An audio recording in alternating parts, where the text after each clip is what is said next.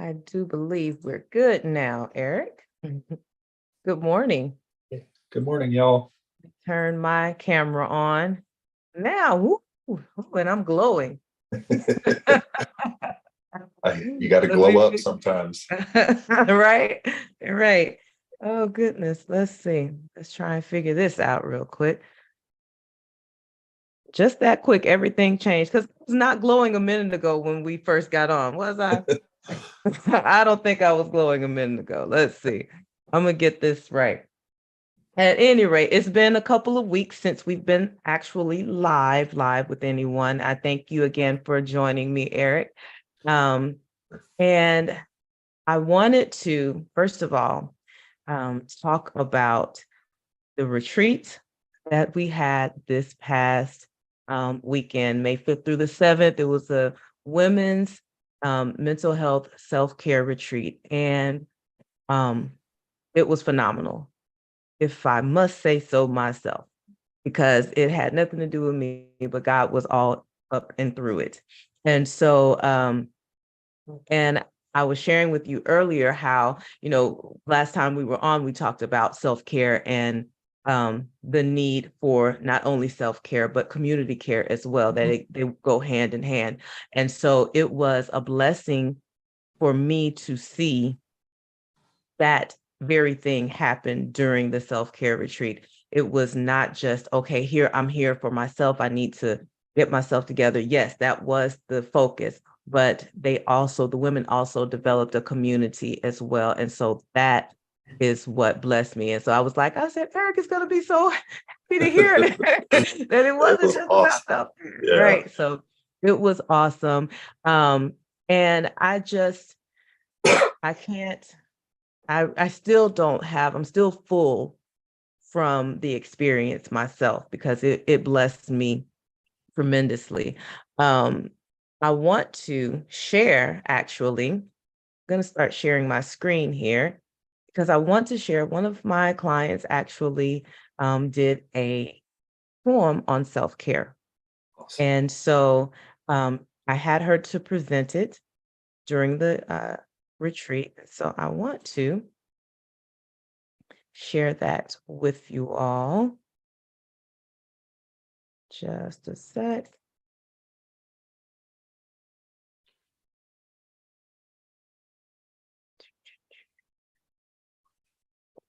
Let's switch to something else. Stop share.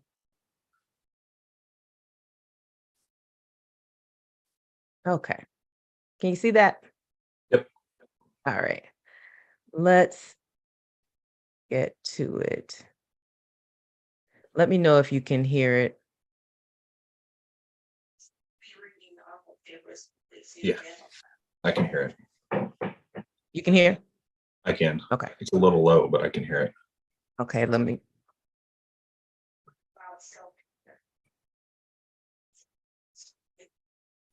Begin to experience a prolific fertile wave of and emotions. Begin to arouse my frontal cortex.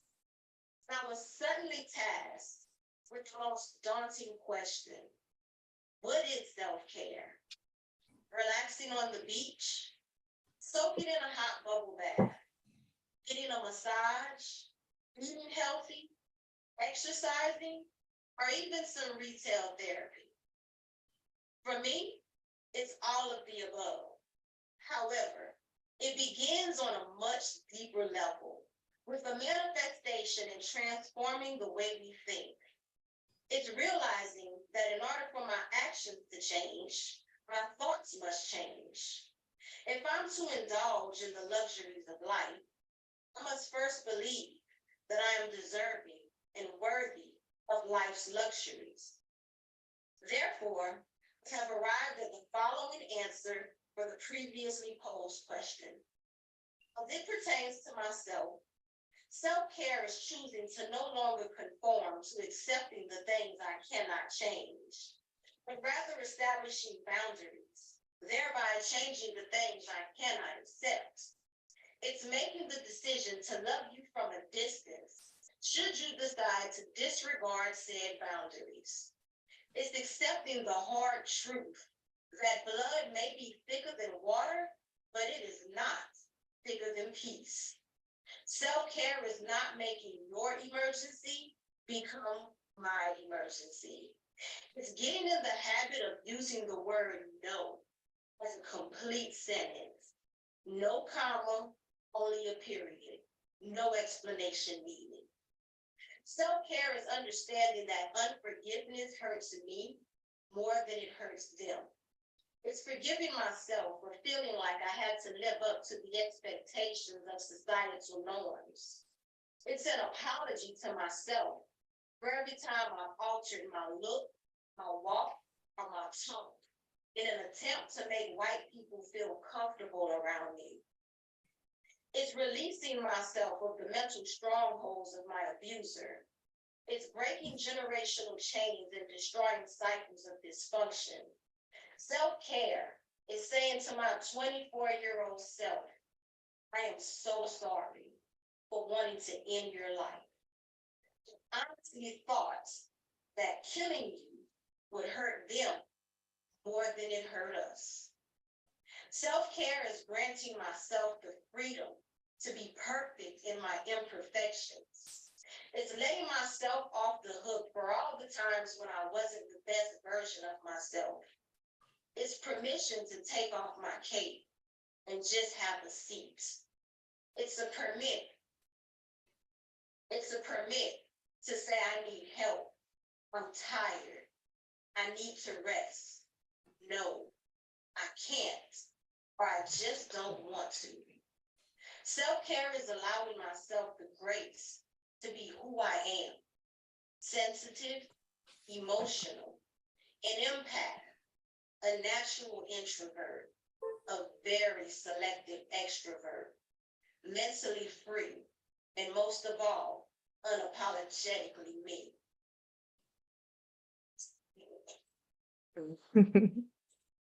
That's awesome. OMG. I Yeah. love her, and I loved her vulnerability. Yeah. She said right before she performed it, she said, "This is the most vulnerable piece I've ever written." Mm. And you can feel it. You could Yeah, feel it. absolutely. You can. Yeah. What are your thoughts about all of what you just took in? uh, you know, in my line of work, it can be really heavy sometimes, like dealing and helping people through some of their most difficult times that they've lived through. Yes. And I take gratitude in it because I have been trusted enough to be in that space where that vulnerability is there, and they can like let down some of those boundaries and barriers that we built up over our lives between ourselves, like even with ourselves and other people, to say, I'm hurting and I can't do this alone.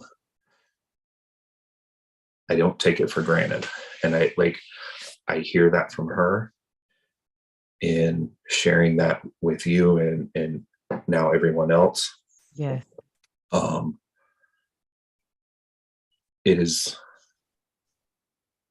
It's difficult to be vulnerable in general.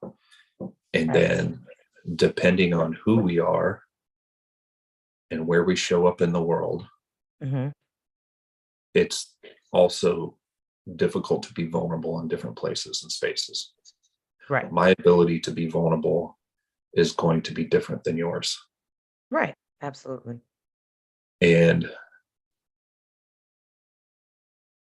the nuances, the little differences in there, you know, there's a lot of cliche sayings to go into that, but it is always often the small things that matter the most. Because the big things are going to happen and they will take care of themselves, but they happen and they take care of themselves because of all the small things that happen and take place. So I love what she said in there, that it's okay to do those things, to go to the beach for a week or to do all those things to help herself feel good. Right. And I think the other part in there that I heard, and I often tell folks too, is self-care is not just making myself feel good. Hmm.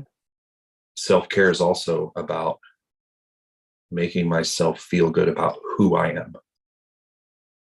Exactly. Because there's a big difference between making myself feel good Feel and good. making myself Mhm. feel good about who I am. Exactly.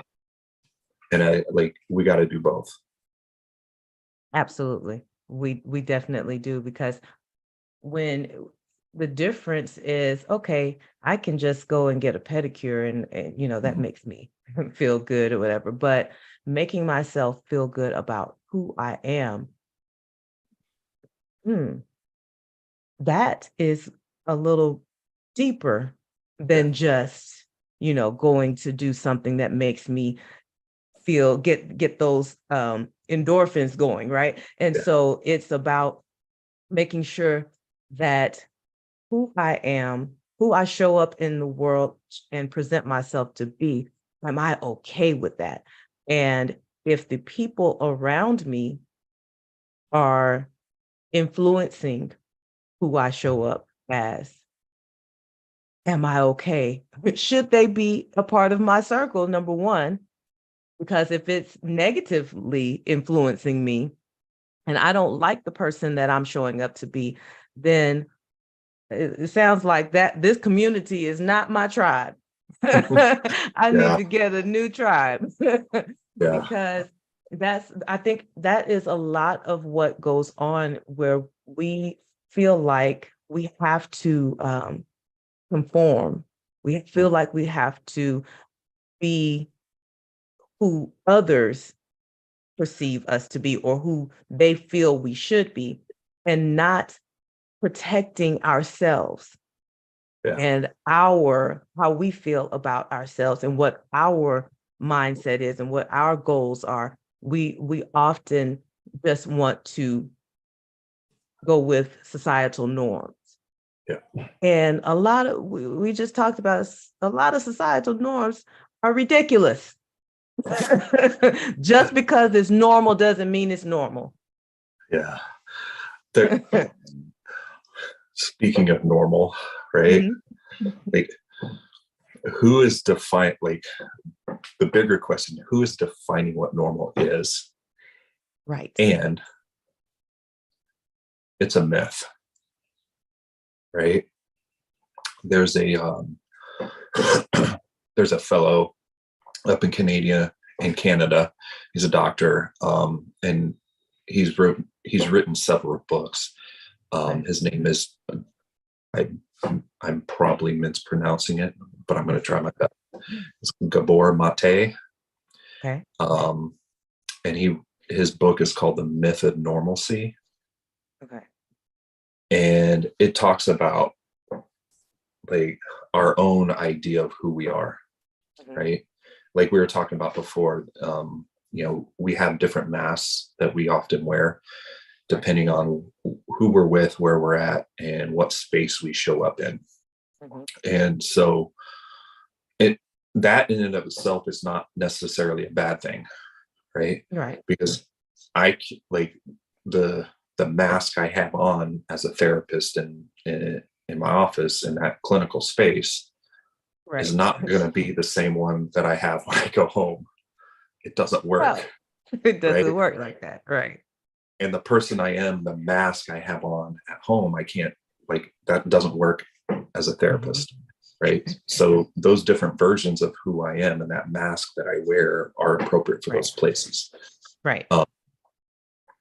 But those masks are often dictated to us by the environment that we grow up in. And it's Mhm. not just like the house that we lived in with our parents and siblings if we had them. It's the school we went to, it's the Right. neighborhood we lived in, it's the friends we had, it's everything that we experienced in our environment as we go through life that's wrote these rules that we're not even aware of often, that says this is how Eric is supposed to be in this Right. place, this space. And undoing that is really difficult, and it's a lot of hard work Yes. because it's not just working on myself, but it's then walking outside of the door back into the world where all of those things still exist. And those messages in that environment is telling me that those rules I just undid are now real. And like, you have to follow these rules. Right. Exactly. Yeah. No, I completely get that. We have, there is a saying that, and I don't know, listen, I grew up in an African American household, so I Mhm. don't know what happened in other households, but Yeah. what I do know is that in our community, the running joke, well, it's not really a joke, but it is a saying that what happens in this house stays in this house. Mhm. Right. And so though you have those little things like that you grow up with, and it's like, okay, that is normal. That is our normal, right? Yep. But it's not. But it's not okay because that, and I'm getting into a whole different topic now, but it goes into where we don't feel like we can share our emotions and feelings, and because we have been told to shut up, basically. Yeah. Don't tell what is happening. So that is another version of normalcy, quote unquote, that is not right. It hinders us more than it helps us, right? Yep. So Yeah. if what I want to get into now is the myth, since we're talking about those myths, is the myth that self-care is selfish. Can you see Yeah. the screen? Yeah, I Yeah. can. Yeah. So it's like, okay, that is not the truth. Self-care is not selfish. It's actually an act. It's a gift to those around you if done appropriately, right? Yeah. So if you are just focusing on you, and you're never giving anything of yourself, and everything is about, no, I got to do this for me. Okay, that's selfish. But Yeah. if you are taking care of yourself in the most minute way, then you will be able to help those around you, right? Hmm. So I think that we have to know that, and we have to retrain people. We have to retrain people to know that it is not selfish to take care of yourself. It's not. It's actually, I'm a woman of faith, Mhm. and it is actually, when we think about it, biblical. Hmm. Okay. The second commandment says to love our neighbors as ourselves. And what I posed to some of the ladies at the retreat is that if self-care is an act of self-love in itself, in and of itself. And Yeah. so if we treated others the way we treat ourselves by not taking care of ourselves, would the other people in our lives really care for us very much? Wouldn't like the way, if we treated others the way that we, are constantly putting ourselves on the back burner, right? We're constantly not doing the things that we need, not going to take care of ourselves, whether it's going to a physician or whatever it is, not taking a break, Mm. not sitting down and breathing. If we just whipped everyone else the way that we abuse ourselves, really, then they wouldn't like us very much, first of all, and it is completely against what God has called us to do. Yeah. That was the second commandment. So that is that's my little 5-minute spiel. Because it drives me up a wall because I was that person, right? And so having the revelation now that in order to be better for everyone else, I have to be better to myself. Having that revelation, I just want everybody else to have the same one, right? Yeah. And for that to happen, then everyone has to understand that it's not a selfish thing. I am filling myself so that I am able to pour into you. That's it. Because one of the things that brings me joy is helping others. So yes, that is good. It's great to be a part of a community and help people because we are here for each other. But we cannot be here for each other if we are not here. You know. Yeah, absolutely. The golden rule, as we call it, right? Treating your neighbor as you would treat yourself. I came like before I retired from the Army, a couple of years before that, I went to this course on emotional intelligence, and in there, one of the people called it they said, I came up with something more advanced or newer than the golden rule. Right? Okay. They call it the platinum rule. Okay. Treating other people as they want to be treated. That is my rule. Yes. Because like you said, if I treat other people the way I treat myself, man, like, why is self-care so important? Because we walk around all day not taking care of ourselves. Exactly. And then we go out and we're like, oh, well, I got to treat other people the way I treat myself, and I don't take care of myself. So why am I going to take care of somebody else? Right? We not necessarily cognitively thinking that, Right. but in the back of our mind, like growing up, and like the whole time you hear, treat other people as you treat yourself. And then we treat ourselves so poorly, and then begin to wonder why other people are treating other people so poorly. Exactly. Yeah. Exactly. The platinum rule, like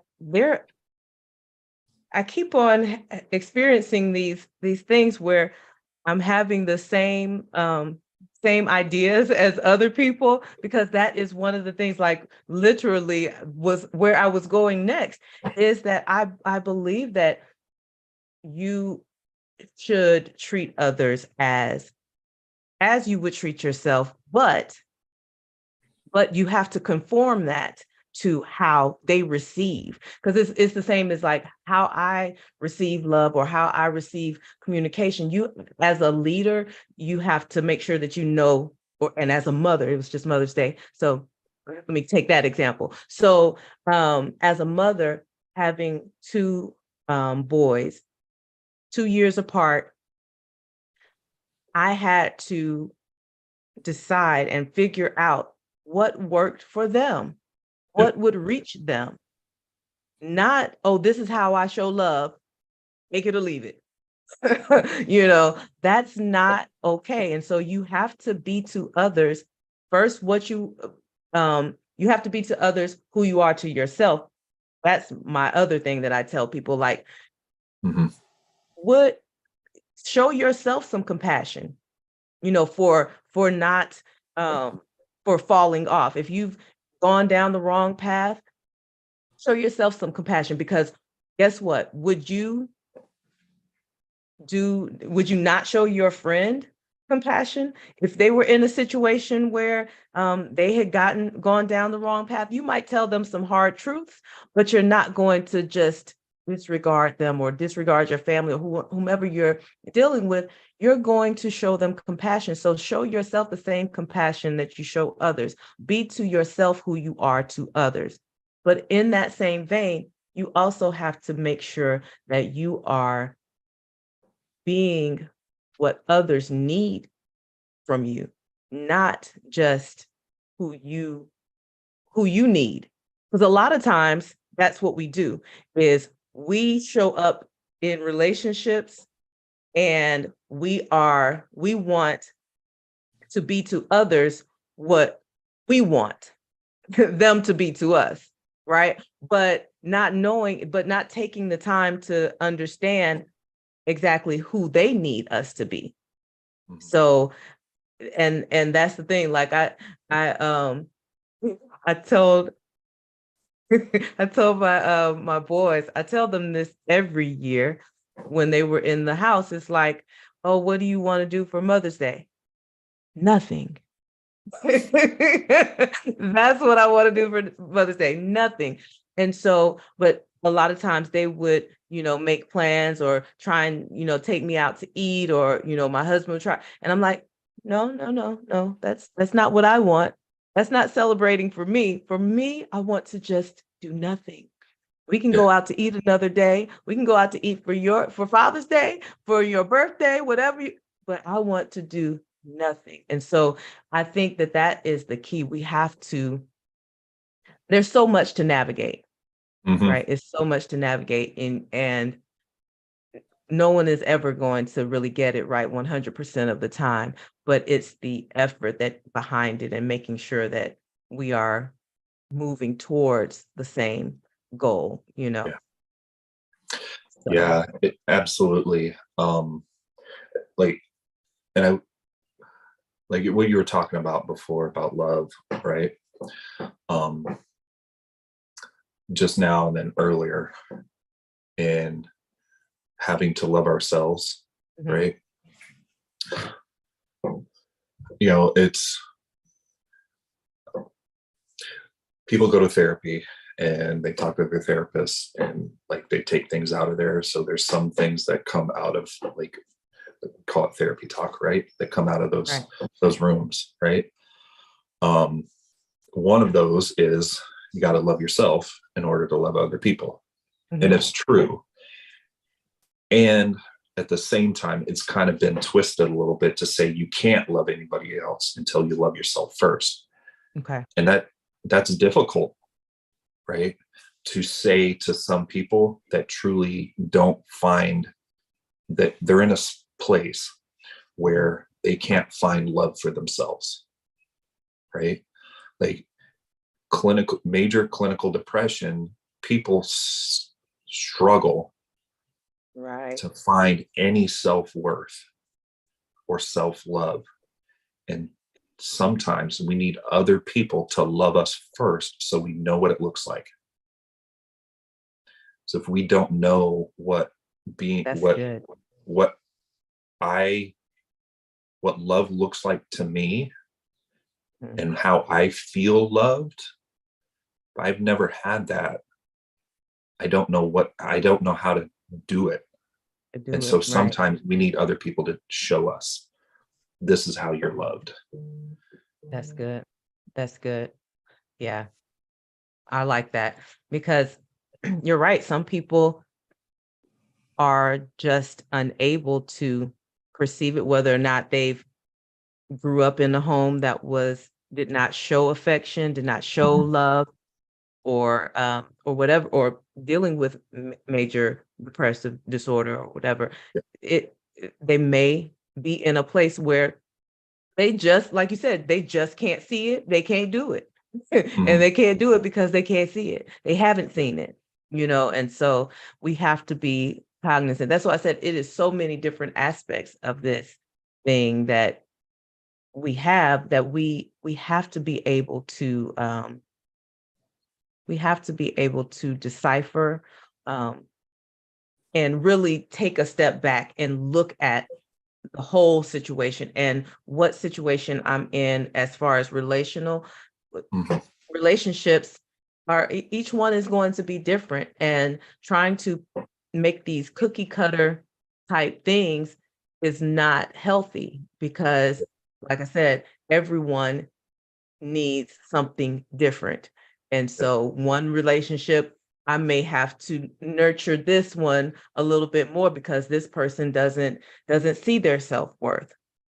And so sometimes, like you said, you have to be a mirror for them and show them exactly who they are and how loved they are and what it looks like. And then the next relationship, it may be something different where I'm just on the receiving end. So we just have to be discerning and make sure that we are looking at each relationship and each situation for what that relationship is and not necessarily looking at this big broad spectrum, you know. Yeah. Yeah. So, but Absolutely. Yeah. no, go ahead. I'm sorry. Um, I just wanted to say that, self-care is not selfish, right? And I Right. think we intimately know when it does become selfish. Yes. And that's that, like, when it does become selfish, it's a problem. And when we Mhm. recognize that, we've got to change. Absolutely. Absolutely. And you know what? I'm glad you said that because as a person who has formerly look, as a recovering people pleaser, um, I I have found that right. I have found that a lot of times we have to we have to make sure that we understand the difference between it being selfish and being self-full Mhm. because the people who were on the receiving end of our people pleasing, sometimes when we transform, when we've made that transformation and we start putting up boundaries and we start saying no and all of that, it becomes an issue with Yeah. those people in our lives because and they look at it as selfish. Now Yeah. they feel like, "Oh no, you're being selfish. You're this everything is about you. Everything is about you." But that's not what is happening really, but that's how they perceive it. And so we have to be careful not to um, take everything that everyone else is saying and absorb that and be like, "Oh, you know what? You're right. I need to do." No, there we have a I have a soror that I recently met, and she has her Facebook page. Lord, bring it to me. Yes, she blogs. Mm. Is and she does t-shirts and she does shirts and things that have meaningful sayings on the Yeah. shirts and hats and stuff. And so she actually donated some shirts and hats to the retreat to the ladies who attended the retreat. And the one that she donated says boundaries. Number one, set them. Number two, stand on them. And that speaks volumes because a lot of times we don't set the necessary boundaries that we need for our lives. And we definitely, it sometimes we'll set them, but it's standing on them that Yeah. we becomes a problem.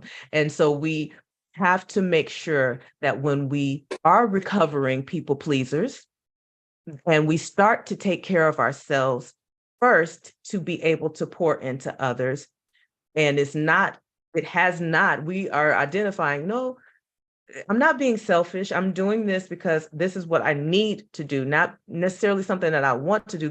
I'm doing this because I need to, and I will be able to do X, Y, and Z if I'm able to do this. For me, I can help you. Yeah.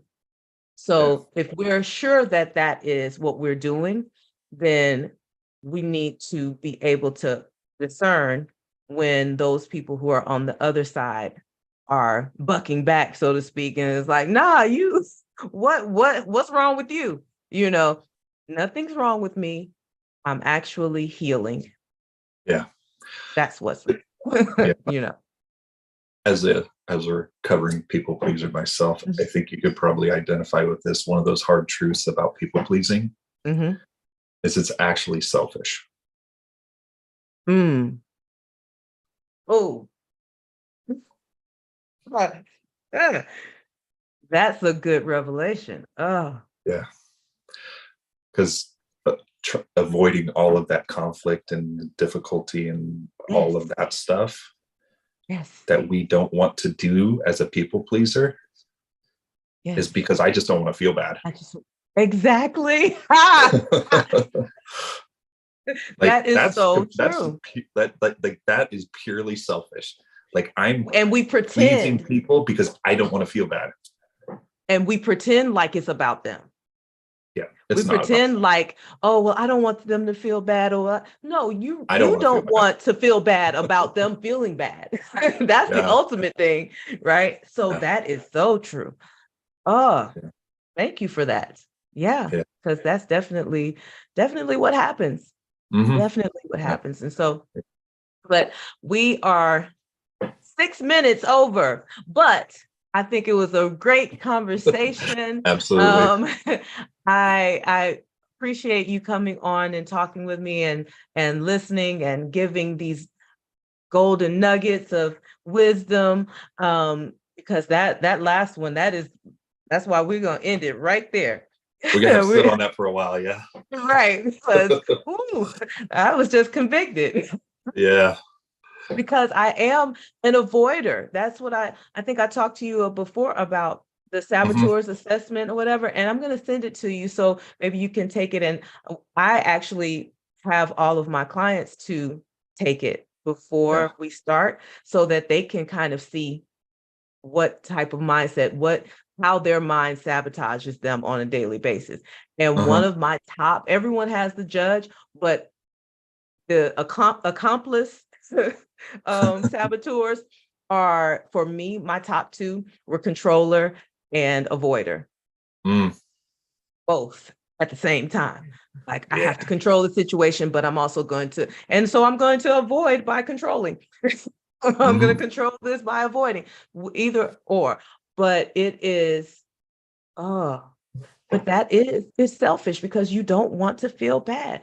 Yeah. I, goodness, thank you for that, Eric. Thank you. The, the underlying truth in there is that what people do and say is most often a projection of their own reality. That includes myself, right? So, like the things I do and say is just, it's about me, Mhm, right? mhm. And that is difficult to accept that these things I'm doing because I'm doing this, like I'm helping people, I'm doing this for you. No, Right. it's about me. Yeah. Even the job I do as a therapist, it's self-serving. Yes, Like, because this whole conversation is blessing my life right now. yeah, this conversation's So about this me. is right. That is too funny, too funny. Well, again, thank you so much, Eric, for joining Absolutely. me. I look forward to the next conversation. We'll discuss offline what we're going to talk about next week. But again, thank you as Yeah, always. Hope you you're have a welcome. wonderful day, and hope to everyone watching, whether you're watching live or if you are watching this back, please share it with your friends. We want to make sure that people understand um, that there should be, number one, no stigma associated with mental health Mm-mm. issues. It is no different than having a physical health, and no one Yeah. is walking around uh, judging people because they have diabetes or cancer or whatever Mhm. ailment that you might have. No one sits in judgment of you because of a physical ailment, and the same should be true for those who suffer with mental issues as well. And so we want to make sure that there is a platform, um, and here we are. Yes. So there is a platform. I'm creating one, whether if it's just one person that is helped by this, then I've done what God called me to do, point Yep. blank period. And so that is where we are. Until next week, every week we're coming back 10 a.m. Central Standard Time. We're live on Facebook and on YouTube. So thank you and see you next week.